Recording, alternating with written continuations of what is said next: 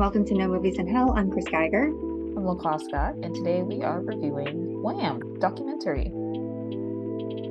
This was It's fun. I not didn't even make know it it big. was there. Oh, really? Okay. Um, I feel like a couple weeks ago I just logged into Netflix and saw, it was like the hero banner and it was playing, and I was like, oh, this is interesting. Now, you were a Wham fan back in the day. I was to the best of my ability. Like I feel like in my household, my mom listened to I remember her like singing the Wham rap, and I was like, what in the world?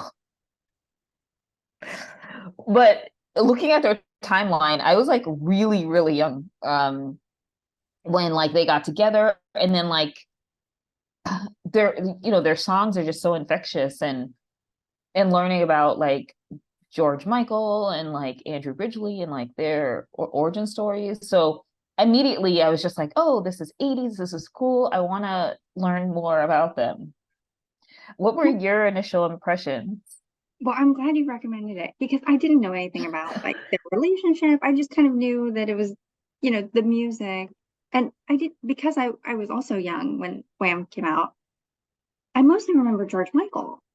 Hmm. And I knew he was in Wham and I knew some of their songs, but I always just kind of assumed that when he went solo, it was because there was some sort of conflict Hmm. with Wham. And right, that's the normal story. Or like if there wasn't conflict, then his going solo created a rift. Yeah. But it doesn't seem like, I mean, after watching the documentary, it seems like that's not the case. And it's really like nice to see. Like Yeah. heartwarming to see that like relationships can change and people are still okay. Like they're still very supportive of each other and happy for each other's success. And that's nice. Yeah. Yeah, it's interesting because the last couple of years going record shopping and try to find music, and I came across a Wham record, and I was like, "Oh, I assume that these are George Michael songs because he's the lead and you don't really hear from Andrew Ridgeley."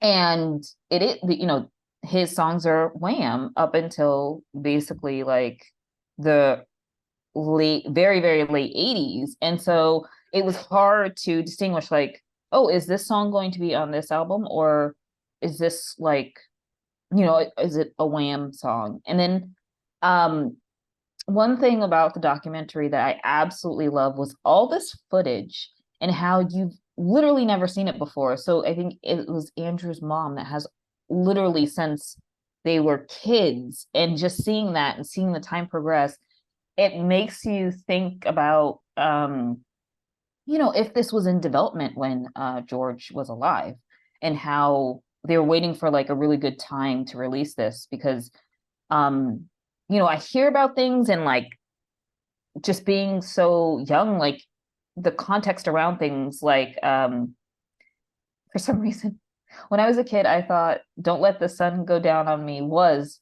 George Michael's song, and actually it's an Elton John song, but Well, it was because of um the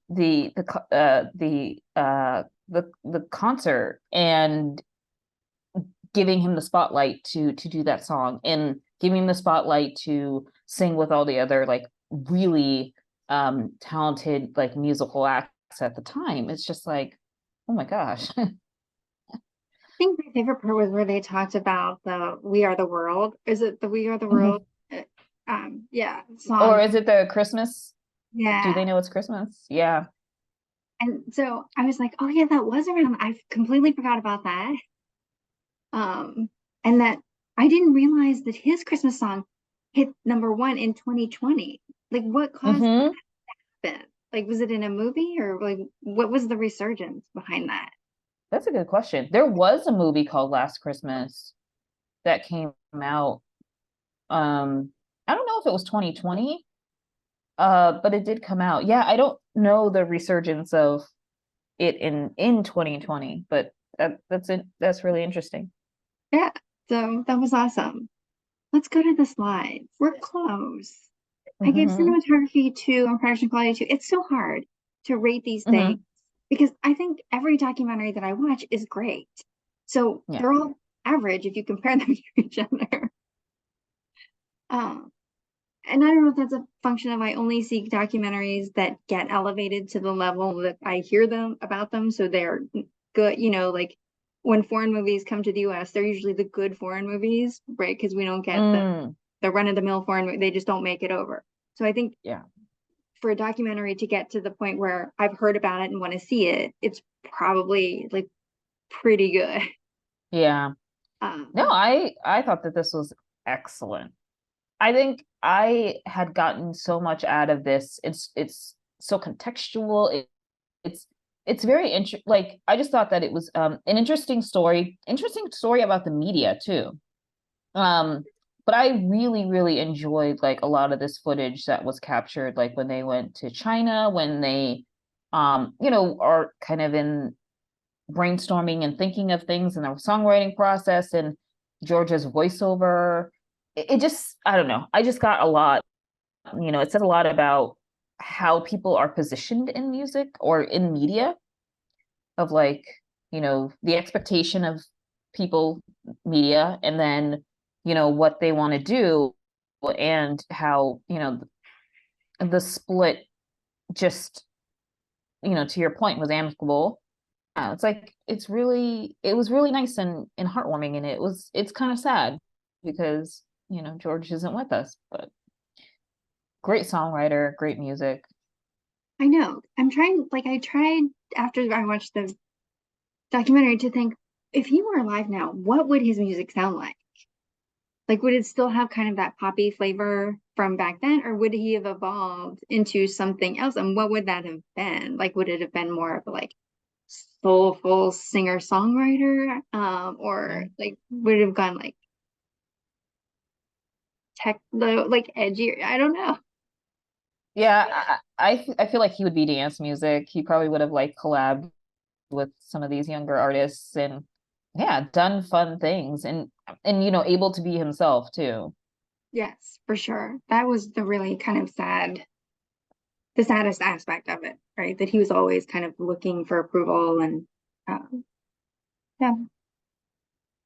I do like the whole like I got to make it like I have to have a certain amount of number ones within a year, and I'm like, are you serious? He's ambitious. You can't Yeah. you can't say he's not ambitious. And then the Christmas song was just like, well, you are technically on like a number one song. Like, you're not going to take it. Right, right. No, he's pure about it. He's a purist. Do you have anything to plug in this episode? So, well, I guess we're winding down the summer movie season. There's still some films that are outstanding that we're looking forward to. And I'm kind of, I don't know, I'm kind of disappointed some of the films that are supposed to be coming out by the year end that have been pushed back until spring of next year, like Dune 2 just announced it was moving back to March. So that's really unfortunate. That is Um, unfortunate. I didn't hear that. which is like so funny because we saw a trailer yesterday and it's like coming December. It's like, actually, no, it's not. I'm How about hoping you? I'm hoping that because things are being delayed, like Hollywood things are being delayed, that we do get a better, bigger sampling of foreign films in theaters. Mm, We're definitely going to get the retro stuff. You already see that coming in, like their Jurassic Park, I think, is 30th yes. anniversary. That's coming out Mm, in theaters. But I hope that we get more foreign films because they haven't stopped. yeah, I agree. Yeah, it's going to be interesting fall winter season. Yeah. All right, everyone. Thanks so much for joining. Don't forget to like and subscribe, and we'll see you next time. See you next time.